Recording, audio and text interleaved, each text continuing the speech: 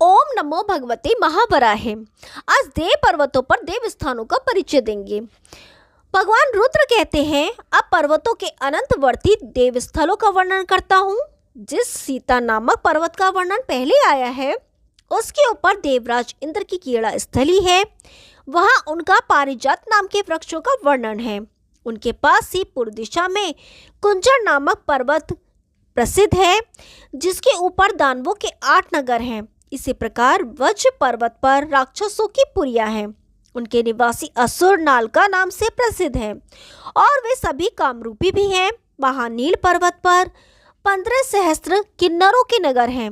वहाँ देवदत्त, चंद्रदत्त आदि 15 गर्वपूर्ण राजा शासन करते हैं।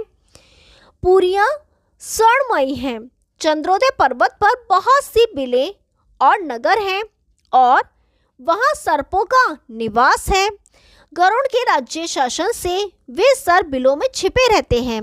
अनुराग नामक पर्वत पर दानेश्वरों के रहने की व्यवस्था है। वेनुमान पर्वत पर विद्याधरों के 3 नगर हैं। उनमें प्रत्येक नगर की लंबाई 300 योजन और चौड़ाई 100 योजन की है।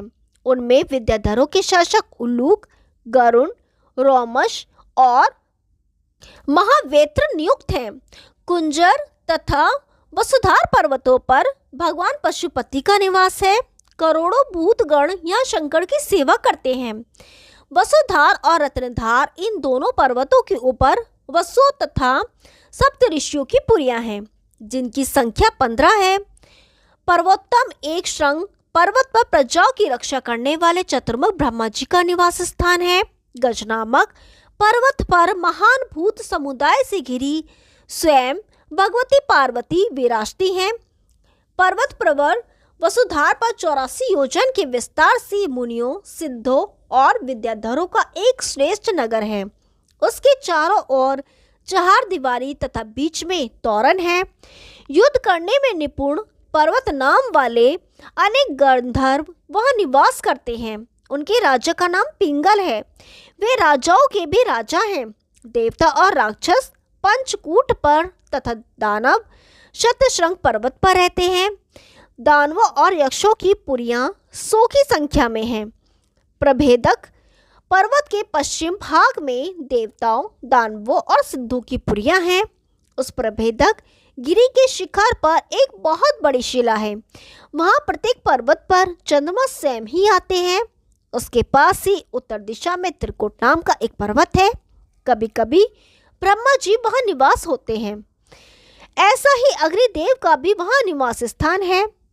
ऐसे ही वहाँ अग्नि देवता मूर्तिमान होकर रहते हैं और अन्य देवता उनकी उपासना करते हैं। उसके उत्तर श्रृंग पर्वत पर देवताओं के भवन है। इसके पूर्व में भगवान नारायण का, बीच में ब्रह्मा का तथा पश्चिम में भगवान शंकर का निवास स्थान है। वहीं यक्ष आदि को बहुत से नगर हैं। वहाँ 30 योजन विस्तार वाली एक नदी है, जिसका नाम नंद जल है। उसके उत्तर तट पर जातुष नामक एक ऊंचा पर्वत है। वहाँ सर्पों का राजा, जो नंद नाम से प्रसिद्ध है, निवास करता है। उसके 100 भयंकर फन हैं। इस प्रकार इन 8 दिव्य पर्वतों को जानना चाहिए। सोना, चांदी, रत्न, वैदुर्य और मैशिल आदि रंग से क्रमशः वे पर्वत वर्ण धारण करते हैं। यह पृथ्वी लाख कोटि अर्थात अगणित पर्वतों से पूर्ण है। उन पर सिद्ध और विद्याधरों के अनेक आल्य हैं। इसी प्रकार मेरु पर्वत के पार्श्व भाग में केसर, वलय, आलबाल और सिद्ध लोग आदि हैं। यह पर्वतधारी पृथ्वी कमल की आकृति में सुव्यवस्थित हुई है। सामान्य रूप से सभी पुराणों में इसी क्रम का प्रतिपादन होता है। ओम नमो भगवते महावराहे। अब नदियों का अवतरण सुनेंगे। भगवान रुद्र कहते हैं, अब आप लोग नदियों का अवतरण सुने, जिसे आकाश समुद्र कहते हैं। उसी से आकाश गंगा का प्रादुर्भाव हुआ है। यह आकाश समुद्र प्राय निरंतर इंद्र के ऐरावत हाथी द्वारा शुभित एवं बाधित होता रहता है। फिर वह आकाश गंगा 84,000 योजन ऊपर से मेरु पर्वत पर गिरती है। वहां से मेरुकूट की उपत्यकाओं से नीचे बहती हुई वह 4 भागों में विभक्त हो जाती है। आश्रयहीन होने के कारण 64,000 योजन दूर से गिरती हुई वह नीचे उतरती है। यही नहीं, भूभाग पर पहुंचकर सीता, अलकनंदा, चक्षु एवं भद्रा आदि नामों से विख्यात होती है। इन नदियों के बीच में 81,000 पर्वतों को लांघती हुई गो अर्थात पृथ्वी पर गमन करने के कारण इसे ही जनता गांगता गंगा कहती है। अब गंधमादन के पार्श्व भाग में स्थित अमरगंडिका का वर्णन करता हूँ। वह 400 योजन चौड़ी और 30,000 योजन लंबी है। उसके तट पर केतुमाल नाम से प्रसिद्ध अनेक जनपद हैं। वहाँ के निवासी पुरुष काले वर्ण वाले एवं अत्यंत पराक्रमी है। यहाँ की स्त्रियां कमल के समान नेत्रों वाली परम सुंदर होती हैं। वहाँ कटहल के वृक्ष विशेषतः बड़े बड़े होते हैं। ब्रह्मा जी के पुत्र ईशान शिव ही वहाँ के शासक हैं। उसका जल पीने से प्राणियों के पास बुढ़ापा और रोग नहीं आ सकते तथा वे मनुष्य 1000 वर्ष की आयु से संपन्न और हष्टपुष्ट रहते हैं। माल्यवान पर्वत के पूर्वी शिखर से पूर्व गंडिका का प्रादुर्भाव हुआ है। इसकी लंबाई चौड़ाई 1000 योजन है। वहाँ पर भद्राश्व नाम से प्रसिद्ध अनेक जनपद हैं। वहीं भद्रसाल नाम का एक वन है। कालाम्र नामक वृक्षों की संख्या तो अनगिनत है। वहाँ के पुरुष श्वेत वर्ण के और स्त्रियां कमल अथवा कुंद वर्ण की होती हैं। उन सब की आयु 10,000 वर्ष की है। वहाँ 5 कुल पर्वत हैं। वे पर्वत शैलवर्ण, मालाख्या, कोरजस, त्रिपर्ण और नील नाम से विख्यात हैं। वहाँ से झील, झरनों एवं सरोवरों के तटवर्ती जनपदों के नाम भी प्राय वैसे ही हैं। वहाँ के देशवासी उन्हीं नदियों के जल को पीते हैं। उन नदियों के नाम इस प्रकार हैं: सीता, सुवाहिनी, हंसवती, कासा, महाव्रका, चंद्रवती, कावेरी, सुरसा, आख्यावती, इंद्रवती, अंगारवाहिनी, हरितोया, सोमावर्ता, शतहृदा, वनमाला, वसुमती, हंसा, सुपर्णा, पंचगंगा, धनुष्मती, मणिवपरा, सुब्रह्मभोगा, विलासनी, कृष्णतोया, पुण्योदा, नागवती, शिवा, शैवालिनी, मणितटा, शिरोदा, वरुणताली और विष्णुपदी। जो इन पुष्पमयी नदियों का जल पीते हैं उनकी आयु 10,000 वर्ष की हो जाती है। यहाँ के निवासी सभी स्त्री पुरुष भगवान रुद्र और उमा के भक्त हैं। ओम नमो भगवते महावराहे। अब निषद एवं रम्यक वर्षों के कुल पर्वत, जनपद और नदियों के बारे में जानेंगे। भगवान रुद्र कहते हैं, मैंने आप लोगों से बृहदाश्व का संक्षेप में और केतुमाल वर्ष का कुछ विस्तार पूर्वक वर्णन किया। अब पर्वतराज निषद के पश्चिम में रहने वाले कुल पर्वतों, जनपदों और नदियों का वर्णन करता हूँ। विशाख, कंबल, जयंत, कृष्ण, हरित, अशोक और वर्धमान, ये तो वहाँ के 7 कुल पर्वत हैं। इन पर्वतों के बीच छोटे छोटे पर्वतों एवं शिखरों की संख्या अनंत है। वहाँ के नगर, जनपद आदि भी इन पर्वतों के नाम से ही प्रसिद्ध हैं।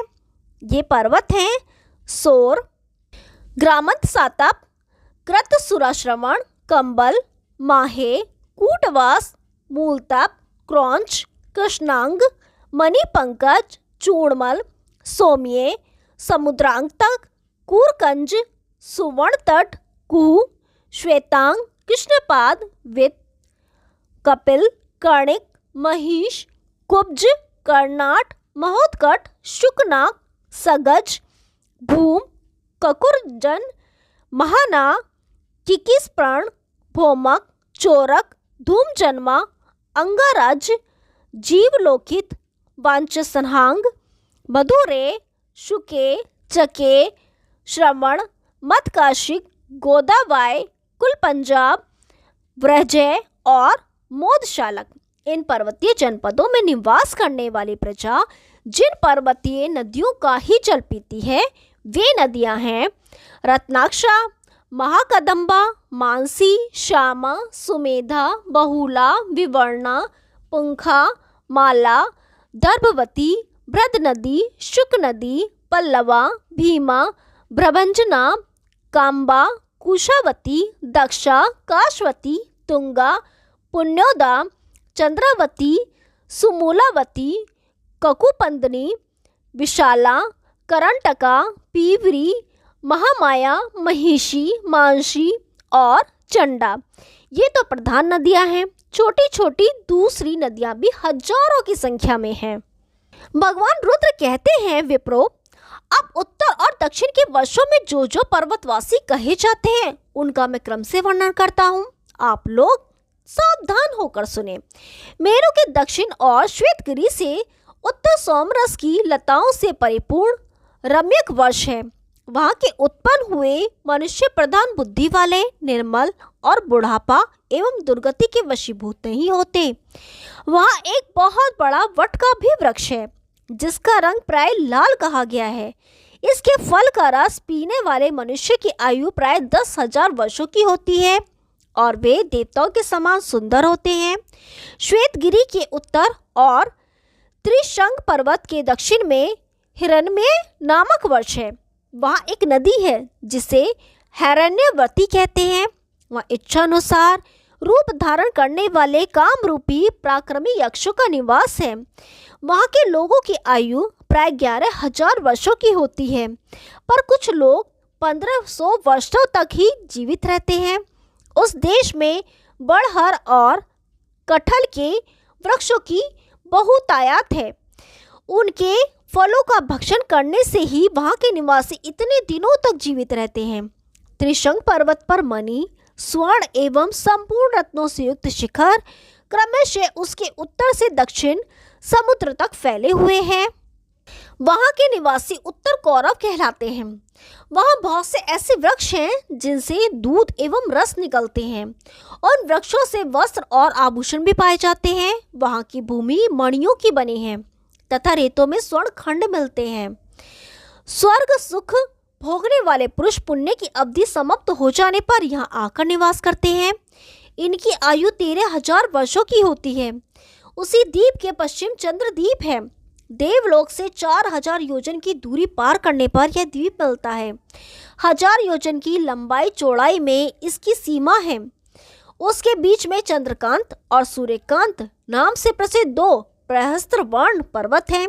उनके बीच में चंद्रावर्ता नाम की एक महान नदी है जिसके किनारे बहुत संख्यक वृक्ष हैं और जिसमें अनेक छोटी छोटी नदियां आकर मिलती हैं। कुरुवंश की उत्तरी अंतिम सीमा पर यह नदी है। समुद्र की लहरें प्राय यहाँ आती रहती हैं। यहाँ से 5,000 योजन आगे जाने पर सूर्य द्वीप मिलता है। यह वृत्ताकार में 1,000 योजन से क्षेत्रफल में फैला हुआ है। उसके मध्य भाग में 100 योजन विस्तार वाला तथा उतना ही ऊंचा श्रेष्ठ पर्वत है। उस पर्वत से सूर्यव्रत नाम की एक नदी प्रवाहित होती है। वहाँ भगवान सूर्य का निवास स्थान है। वहाँ की प्रजा सूर्योपासक एवं 10,000 वर्ष आयु वाली तथा सूर्य की ही समान वर्ण की होती है। सूर्य द्वीप से 4,000 योजन की दूरी पर पश्चिम में भद्रिकार नामक द्वीप है। यह द्वीप समुद्री देश में है। इसका क्षेत्रफल 1,000 योजन है। वहाँ पवन देव का रत्न जटित दिव्य मंदिर है जिसे लोग भद्रासन कहते हैं। पवन देव अनेक प्रकार का रूप धारण कर यह निवास करते हैं। यहाँ की प्रजा तपे हुए स्वर्ण के समान वर्ण वाली होती है और इनकी आयु प्राय 5,000 वर्षों की होती है। ओम नमो भगवते महावराहे। आगे का भाग कल सुनाएंगे। तब तक के लिए नमस्कार।